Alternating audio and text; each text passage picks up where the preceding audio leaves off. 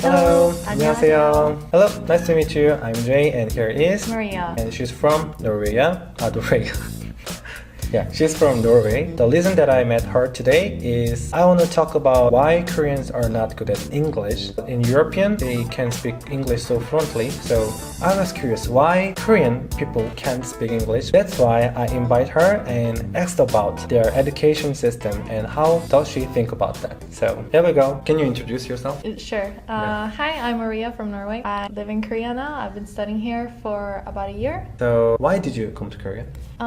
First, I like K-pop. That's yeah. how I was introduced to Korea, and through TV shows, I was introduced more to the cultural aspect of it. And then I got interested in learning the language because I thought it sounded very pretty. So I came here mainly to study Korean, and then I stayed because I really liked it. Oh, that's cool. Which group did you like? VIX. VIX? Yeah. 어 진짜? Yeah. 빅스 중에서 처음 봤는데? Why? They're really Usually good. they're like BTS, Listen to EXO. them, they're really good. Yeah, VIX. I like VIX too. Actually, I wanted to ask that. In Korea, we study English for a long time, over 10 years, but Koreans are not really good at English. Why do you think that? I think that the problem lies in the education because it's very focused on the test. Yeah. Like you're not really doing a speaking test as well, and the English language is very different from Korean, and I think that's also a contributing factor, like that it's so different and that the teachers kind of fail in that aspect of being able to teach Korean students English. Also comes on to the general public because in Norway we have a lot of American TV, and I don't really notice that in Korea.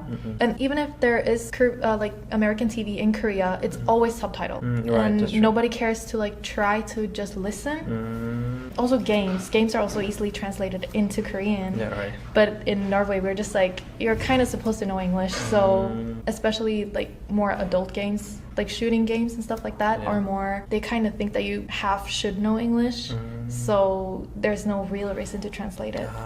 I think I agree with that. Living with just Korean, so Yeah. there are not many opportunity to speak with foreigners. Especially that Korean people have the opportunity. I think that it also comes to pride because a lot of Koreans I've talked to in Korean and then they speak to me in English suddenly and they're really good, but right. they're just being like, oh, I was so afraid to make mistakes. But it doesn't really matter because I totally understand what you want to tell me, even though you're making mistakes, and that's what I'm trying to do in Korean too. It doesn't matter that I speak perfectly as long as we can understand each other, because I feel that's like the meaning with language, but I feel that's kind of lost with the Korean people. Yeah, well, right. They are too shy, have no confidence to speak English. Yes. Yeah. 외국인. Korean people should think how they feel when foreigners speak Korean to them, because even though us foreigners make mistakes, you're just like, wow, 한국말 잘하네. It's really like that. If you only say hello, it's like, wow, they speak English. Like, thank you. How about Norway? How they learn English? We study very vocal based, I think. We always have like a participation grade in class. I'm not exactly sure how it is now, but I would always go to like the teacher parent conference, and the teacher would be like, oh, Maria didn't speak a lot in this class, and like she has to speak more in this class. So I would try harder to speak in those classes, and also I started to think that this is a learning opportunity. Like I'm not supposed to be in a classroom to be perfect, so I just have to try to say what I want, and the teacher will correct me and help me along the way. That's what they're there for. So I think that the Korean English teaching system should be more focused on speech. Yeah. Speaking with each other in English as well. Like, don't have to speak with people who are really good in English to be able to learn from somebody else. Oh, I want to ask suddenly, you study in Ewha University for 2 years, so what do you think in Norwegian education and Korean education, there is difference? Yes. The biggest difference is that I feel in Norway you're kind of trying to learn a skill that you can apply in different ways, but in Korea it's more focused on being able to like write on a test or memorize how you're supposed to do something. Like you have to do it in a special sequence, and also it's a little bit more focused on doing what the teacher wants you to do, not really what you know. It's very like a mind game kind of with the teacher to know which part of the book she will choose to do the test on. I feel the same in university. Yeah, but in Norway it's kind of easy. A lot of the times the thing is also here you're not allowed to argue with your teacher. In Norway you can, and I really like arguing. I was always taught to ask why. Yeah, that's important. Yeah, but when I ask why here, like even in my English class, but I had a Korean teacher, but she said some things and I asked, oh, why is it like that? Because I want to learn. But she was just like, it's how it is. But I don't understand why. So it's harder for me to get it in my brain. She was just like, you just have to memorize it. Yeah.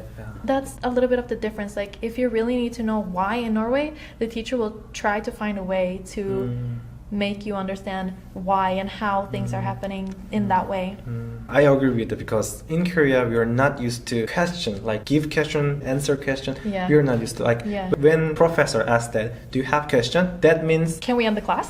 yeah, it's the end of the class. Yeah. Really, it's the end of the class. The atmosphere, Korean class asking something is so weird. Kind of showing that you don't know. That's shame. Yeah, it's kind of shameful to show that you don't understand what the teacher is talking about. So the teacher is like, okay, we will end class now, like it's done. And then all the students will line up. And in Norway, that would be like, but class is over, the teacher is supposed to leave. The next teacher is supposed to come in, like there's a different class in here. Yeah, right. In every class I've taken, there's just like a line waiting to ask the teacher questions. Yeah, I think the atmosphere should be changed. Like, more arguing and asking. That's so much important. But in Korea, just memorize test. So yeah, my teachers in Norway said like almost every teacher came into class and they were like, no question is a dumb question. And if somebody else makes you feel dumb, that's their problem. Like they have a problem with themselves that they are too scared to ask or something like that. And I feel a little bit like in Korea, since there is that relationship between the students to like compete against each other, you're kind of like frenemies. People don't want to share their knowledge unless it's with like their really close friend. So they also don't want to ask in class because then everybody else will know a better way to do the study as well. So they would rather like keep that a secret. Everyone in the classroom is the competition. Yeah. Because in Korea we give the grade like only 5% A, like 10% B. So we're so competitive. We should win the other friends. Yeah. So 안 좋아. What I think is important is that the parents should support their children no matter what kind of. I feel like here also the push from parents, and also especially in my situation, I had a lot of support from my parents. Like they would always say that, Maria, you just do the best that you can and that's good enough. If you can't get into Harvard, you know, it doesn't matter. You just have to do as good as you can do, and that's good enough for you, me, and everybody. That's so different because in Korea you should be a doctor, lawyer. They make students too much pressure. So yeah, I agree with that. That's really important. Just whatever they choose, believe their children and support. That's really important thing. I think that if that's what your passion is and that's really what you want to do, like you should go for it. It's important to think about your future, but you can't do something you 100% would never want to do. But I mean, with a music background, like you can be a music teacher. You kind of just have to find different ways to look at what you want to do. Yeah, that's important. Just do what you want is so important. If you choose thing you don't want but your parents want, then you will be miserable. Yeah, miserable life. If you can be successful, but that doesn't make you happiness. Yes. Yeah. What do you think? How do people study happily?